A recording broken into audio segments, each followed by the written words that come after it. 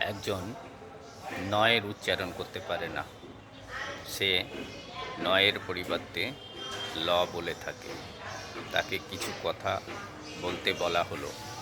তাকে বলা হলো যে বন্ধুগণ কখনো নস্য লইবেন না নাকে।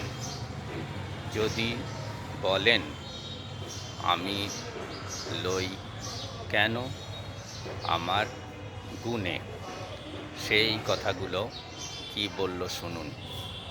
সে বলল, বল্লুগণ কখনো লস্য লইবেন লা লাকে।